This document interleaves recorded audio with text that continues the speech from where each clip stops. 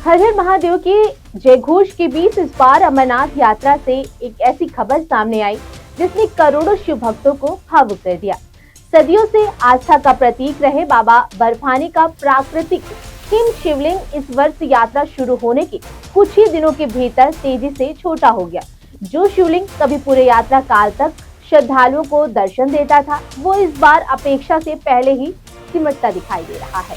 आपको बता दें कि अमरनाथ की पवित्र गुफा में पहुंचने वाले श्रद्धालुओं की आंखों में बाबा के दर्शन की खुशी तो है, लेकिन जो तेजी से पिघलते शिवलिंग को देखकर कई लोग भावुक भी होते नजर आए।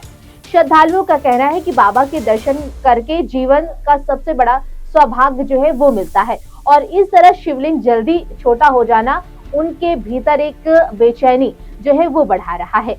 आपको बता दें कि इस साल जुलाई की शुरुआत से यात्रा शुरू हुई और जो रिकॉर्ड तोड़ भीड़ भी देखी गई।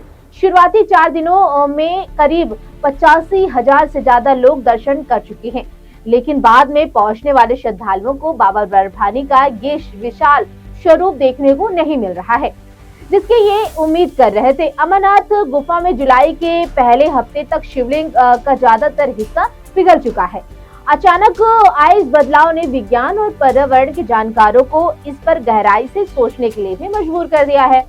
अब आपको बताते हैं कि गुफा में कैसे शिवलिंग बना। आखिरकार आपको बता दें कि अमरनाथ की पवित्र गुफा में शिवलिंग का निर्माण किसी कृत्रिम तरीके से नहीं होता है, बल्कि ये पूरी तरह से प्राकृतिक प्रक्रिया है। गुफा की छत से पानी की बूंदें लगातार नीचे की तरफ टपकती रहती हैं, क्योंकि वहां पर तापमान बेहद कम होता है, इसीलिए ये बूंदें जमकर एक खंभे पर आकर अटक जाती हैं, जिसे विज्ञान की भाषा में स्टेग्मेटाइट भी कहा जाता है। ये ठोस बर्फ का खंभा हिंदू धर्म में बाबा बर्फानी का पूजनीय रूप है।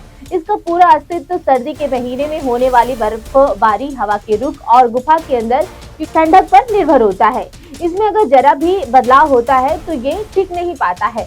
समय से पहले आखिरकार अंतर ध्यान क्यों हो गए हैं बाबा बर्फानी, इसके बारे में हम आपको बता दें। आपको बता दें कि कुछ साल पहले ही हिमालय क्षेत्र तापमान में लगातार हो रही बढ़ोतरी की वजह से भी असामान्य चलने की वाली गर्म हवाओं के कारण बर्फ के प्राकृतिक ढांचे अपना अस्तित्व, आसपास का तापमान थोड़ा बढ़ जाता है।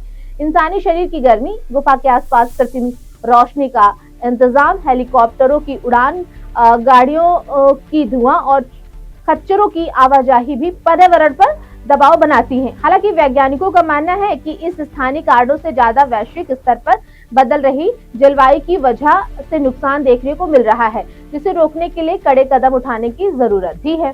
तो ऐसे में जो लोग हैं, जो श्रद्धालु हैं, लगातार वहां पर पहुंच रहे हैं, उनकी आस्था जो है उससे जुड़ी हुई है, उन्हें दर्शन नहीं हो पा रहे हैं।